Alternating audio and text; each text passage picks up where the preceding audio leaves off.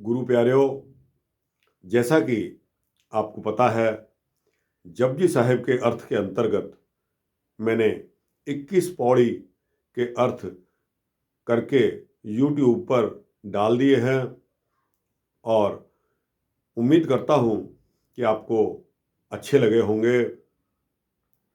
आज पौड़ी 22वीं से शुरू करते हैं।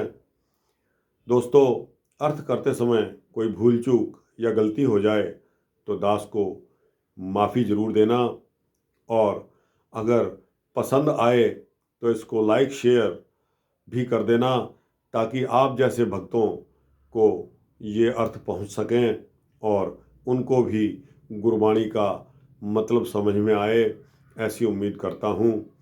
तो आइए शुरू करते हैं पौड़ी 22 से। पाताला पाताल लख आगास आगास, ओढ़क ओढ़क पाल थकै वेद कहन एक बात। सहस 18 कहन कतेबा, असूल एक तात। लेखा होए ता लिखिए लेखै होए विनाश।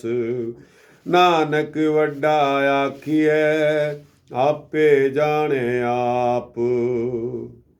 पाताला पाताल लख आगासा आगास, धरती के नीचे कई धरतियां और हैं, और जो आकाश हमें नजर आ रहा है उस आकाश से परे भी और आकाश हैं, और इनकी तादाद, इनकी संख्या लाखों की है। ओढ़क ओढ़क पल थकै वेद कहन एक बात। इसका अंत ढूंढने वाले थक जाते हैं और अंत तक भी इसको पा नहीं सकते। धार्मिक ग्रंथ केवल एक बात कहते हैं, सहस 18 कहन कतेबा, असूल एक तात।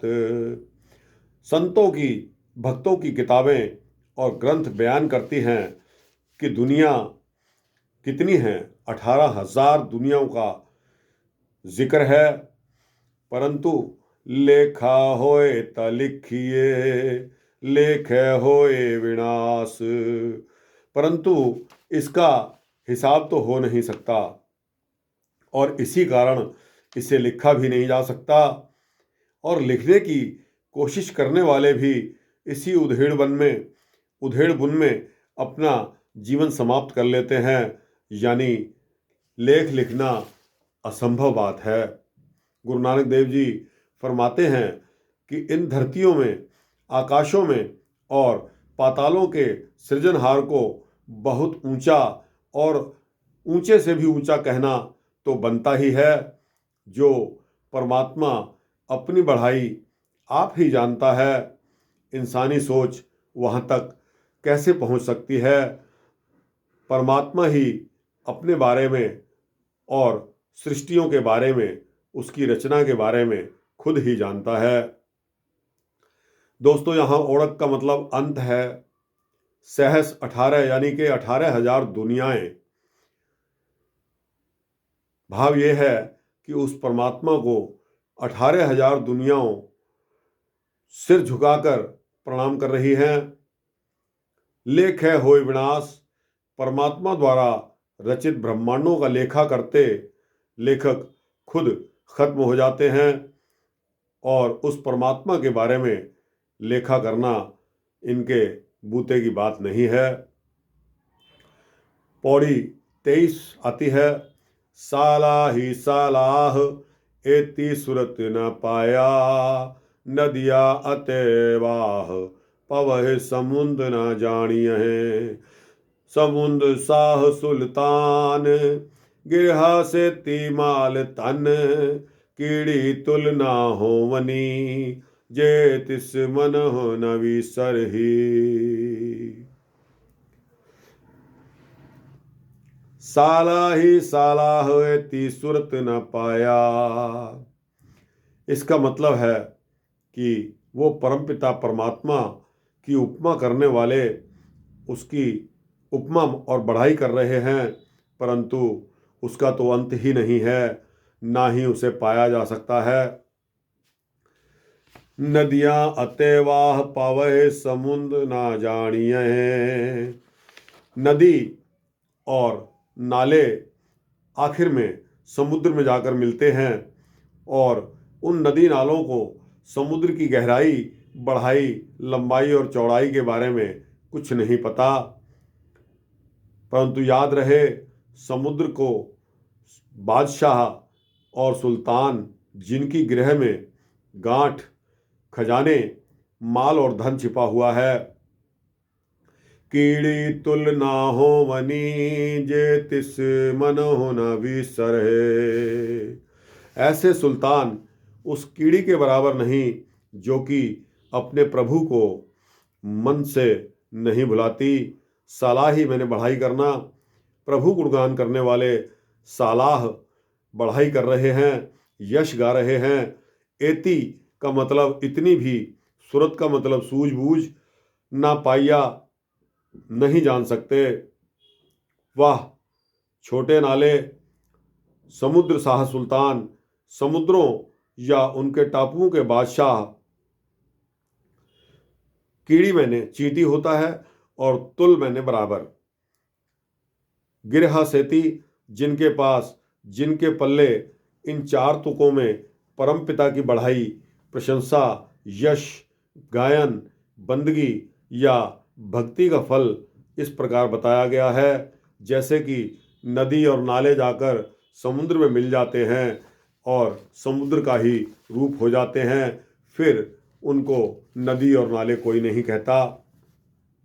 पर समुद्र, सागर इतना अथाह है कि उसकी बढ़ाई की सूझबूझ इन नदियों और नालों को नहीं हो सकती।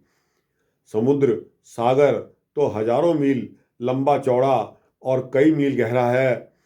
इसी तरह परमात्मा की ऊंचाई और बढ़ाई का भी अंत नहीं पाया जा सकता, जिसने ना केवल समुद्र, सागर, बल्कि ऐसे करोड़ों ब्रह्मांड प्रकट कर डाले हैं। उस कुदरत के मालिक का ज्ञान होना असंभव है।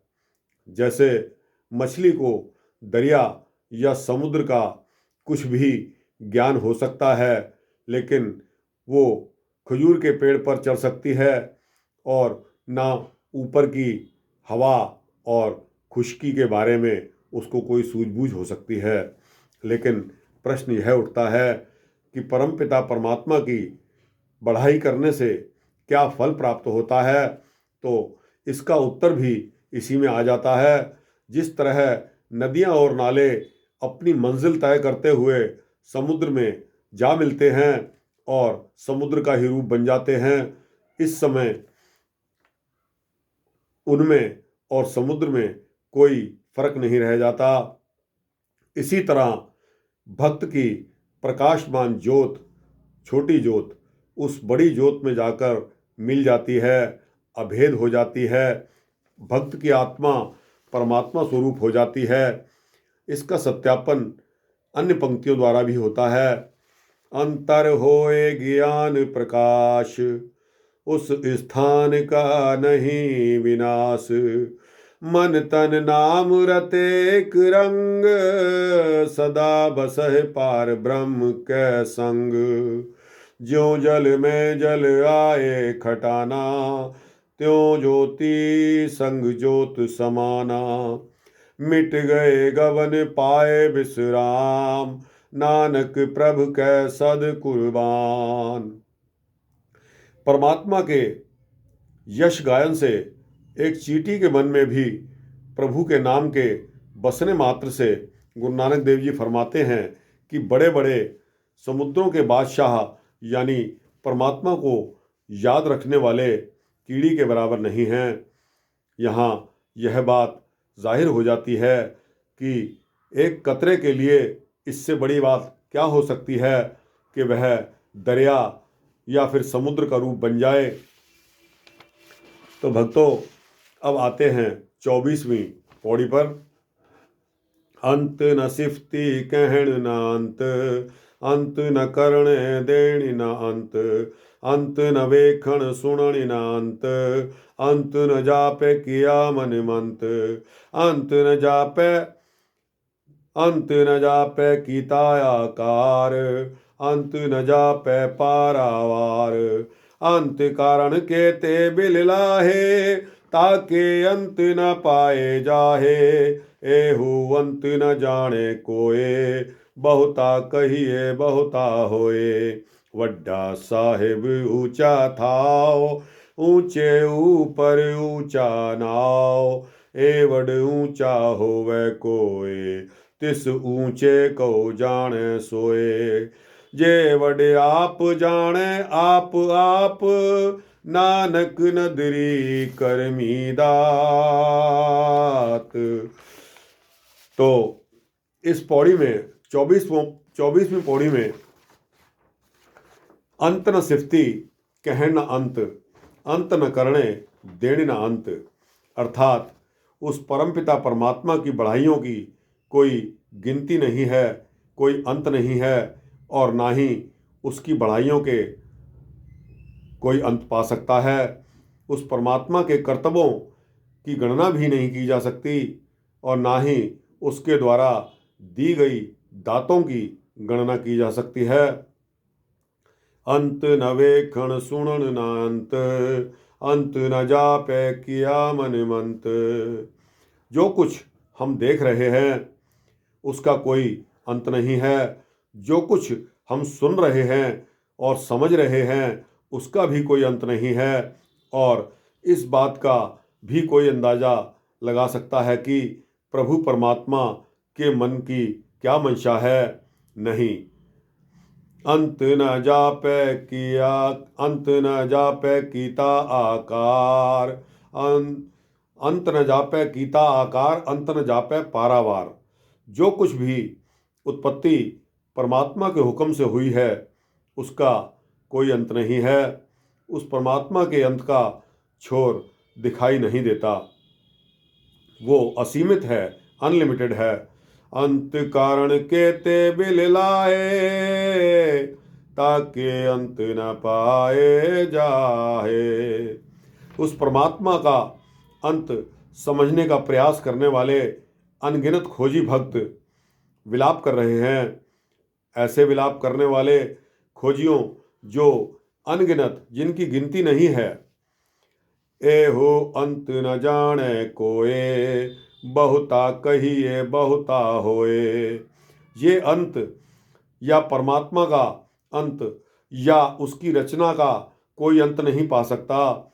हम जो कुछ भी उसकी बढ़ाई कर रहे हैं, उसकी प्रशंसा कर रहे हैं, या हम जो कुछ भी सोच सकते हैं वो काफ़ी नहीं है, काफ़ी नहीं है। वो परमात्मा हमारी सोच से परे है, बहुत बड़ा है। वड्डा साहेब ऊंचा थाओ, ऊंचे ऊपर ऊंचा नाओ। वो मालिक परमपिता परमात्मा बहुत ऊंचा है और ऊंचे से भी ऊंचा है। उसका स्थान बहुत ही ऊंचा है और उस परमात्मा का पावन नाम तो उससे भी ऊंचा है। उस परमात्मा का यश और बड़ाई भी ऊंचे से ऊंचे ही हैं। एवडे ऊंचा होवे कोई, तिस ऊंचे को जाने सोए। उस परमात्मा की बढ़ाई की सूझबूझ तभी पाई जा सकती है जब कोई उस परमात्मा के बराबर बड़ा और ऊंचा हो, लेकिन ये बात संभव नहीं है। जेवड आप जाने आप नानक नदरी करमी दात। परमात्मा कितना बड़ा है यह प्रश्न उठता है तो उसका उत्तर ये है कि वो कुदरत का मालिक खुद ही जानता है।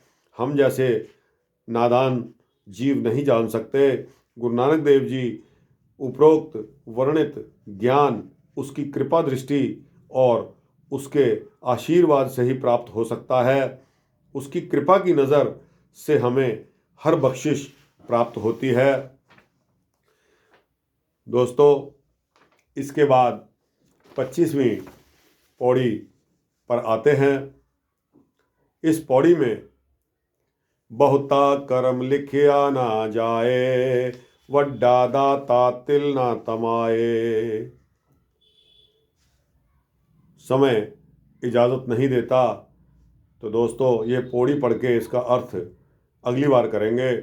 केते मंगय जोध अपार, केति अगणत नहीं विचार, केते खाप टूटहि बेकार, केते लय लय मुकर पाहे, केते मूरख खाई खाहे, केति अदुख पूख सदमार, एह विधात तेरी दातार, बंद खलासी पाणे होए, और आख ना सके कोए, जे को खाए को आखण पाए, ओह जाने जेतिया मुँह खाए, आपे जाने आपे दे, आख सिभि के, जिसनु बख्शे सिफत सलाह, नानक पातशाही पातशाह।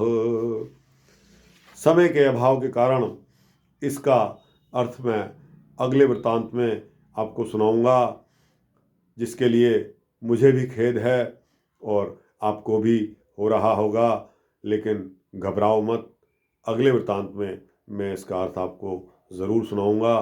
दोस्तों, अगर आपको अच्छा लगा हो तो इसको लाइक शेयर ज़रूर करना और अपने मन में बसाना, आपका भला होगा।